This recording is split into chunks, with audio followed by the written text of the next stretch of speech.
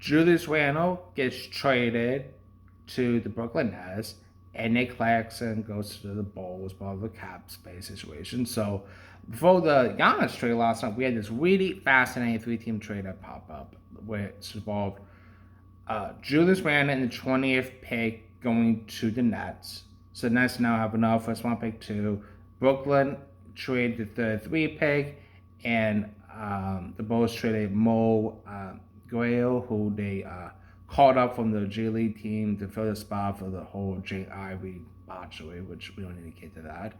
But to be part of this trade, they traded those two to Minnesota, and then Nick Claxton goes to the Bulls for basically greater cap space. So the Bulls have a little bit more. They've probably about let's say like 31 mainly cap space, which they had like 50 in the mid 50s before that. So it ate some of the cap space, some of the flexibility moving forward, but it's going to do. All right, so why did each team did this? Minnesota did this purely to get the space to get Ida Sumo, which they did. They after the deal happened, it was announced Ida signed a 5-year, $112 million contract to stay with Minnesota. Why did they do this? To get below the second apron. They move off Randle. They still get the 33 pick. Yeah, at least in 28 kind of hurts a little bit, but 28 to 33, you can still add like a nice, good player over there too. While the Nets, they get like a guaranteed first round pick guaranteed, so you get like a 4-year option. So Minnesota did this to create the flexibility to get him. That we signed IO, get this pick, and now the question is like, how do we replace Julius Randle? They just move Jalen McDaniels to the start lineup, then how do we back up him? So they can still do that. Maybe they use the 33 pick on big, and boom, that's your solution. So that's why Minnesota did this, is to create the flexibility. We signed Io without also going over the second apron, and now it kind of makes that Cat versus Julius Randle Dante DiVincenzo trade a little bit more interesting, because Cat helps lead the Knicks title this year, obviously, and now Julius Randle's with the Nets. The Nets did this to get another first round pick, move up 5 spots. Julius Randle's not on the best contract per se, but hopefully he's so he can maybe use, he could add to win it, because I think also a big thing too, and it's includes the Bulls as well, is on the new lottery form, it's very important not to be terrible. Like you can't be the bottom 3, because you have Wolves, Austin versus like the middle teams.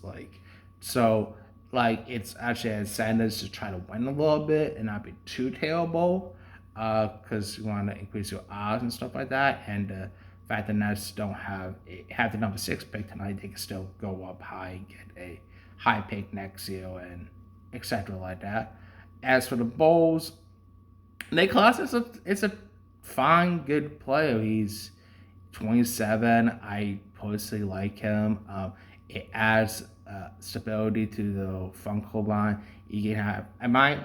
Going into tonight, I view it as Claxton and James Smith as the center options. James Smith could also play some forward too, but that's your 2 center options. One's more stretch big, passing big, savvy defender, and Claxton's more your traditional rim protecting big who could do all this stuff. So that's why the Bulls did that. He's on the 2-year, what I feel like $44-46 million contract. That's also really good as well.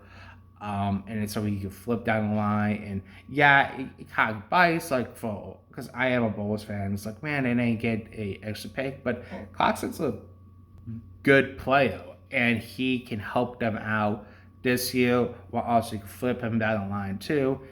21 million, 23 million over the next 2 years. That's not terrible.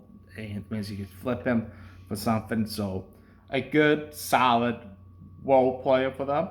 Someone that could help out this young team, I imagine, where they're going, especially after tonight, where they pick 4-15, and then tomorrow night they have 38 and 56. So that's where the Bulls are at. So solid move by the Bulls. I completely get it. I don't hate this dude at all, being a Bulls fan.